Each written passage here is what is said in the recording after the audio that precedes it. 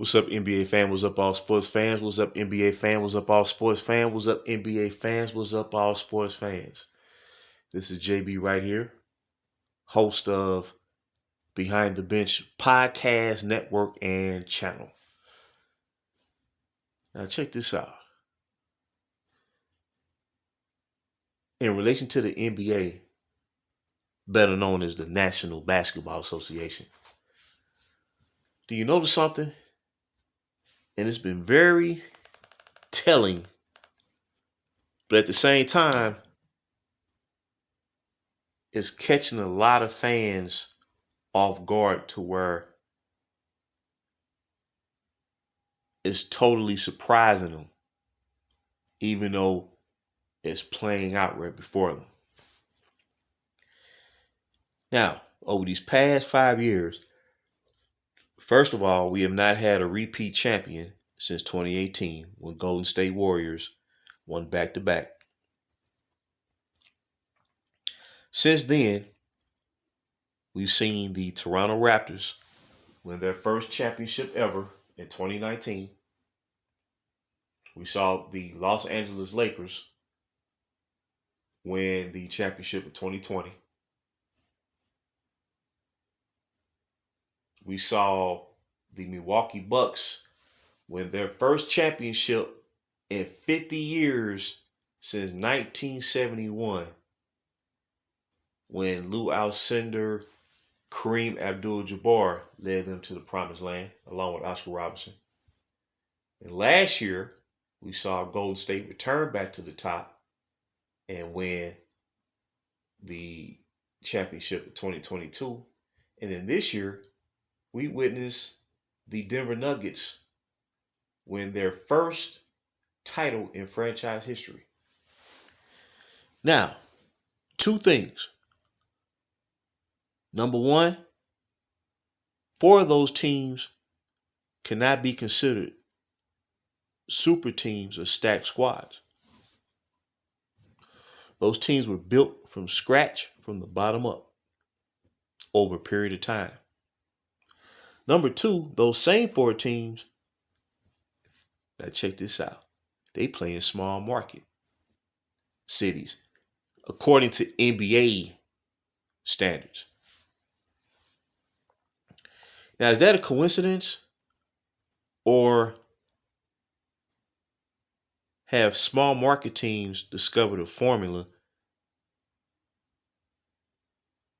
that more than likely was spearheaded by a lot of these staple franchises, like the Los Angeles Lakers or other large market teams?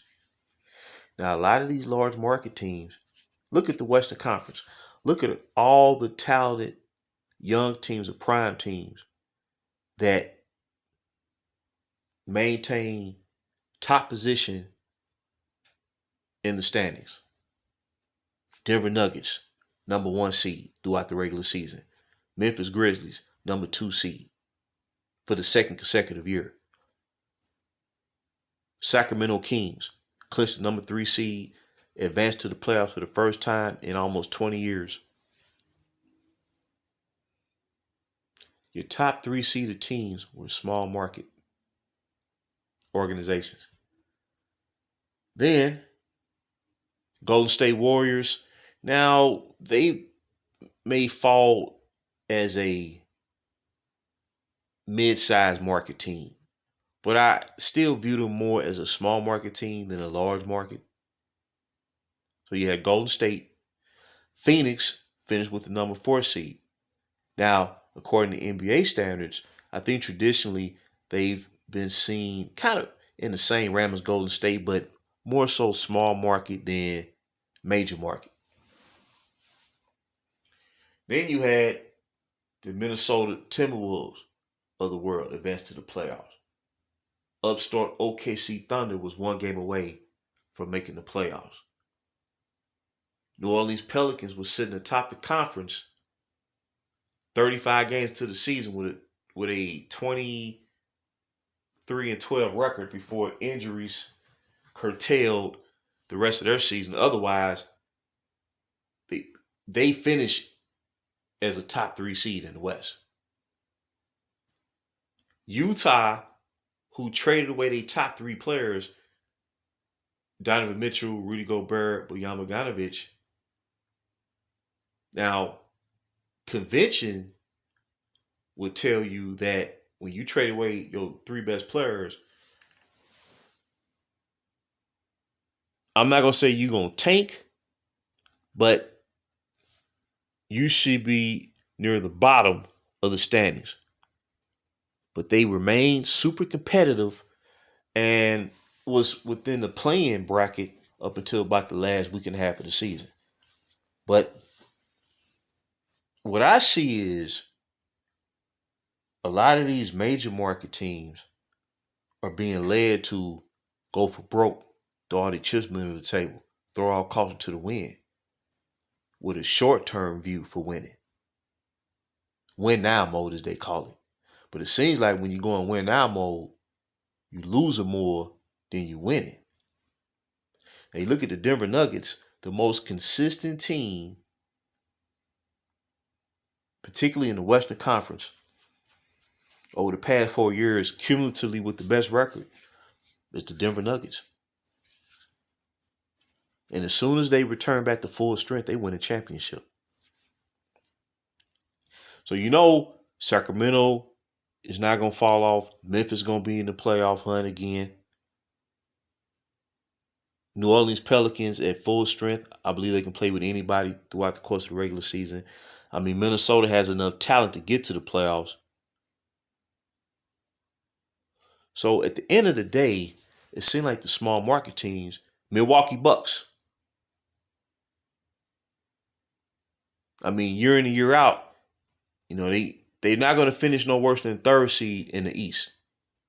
Now, this season they finished with the top seed, but Giannis got hurt at the beginning of that series and it threw everything off.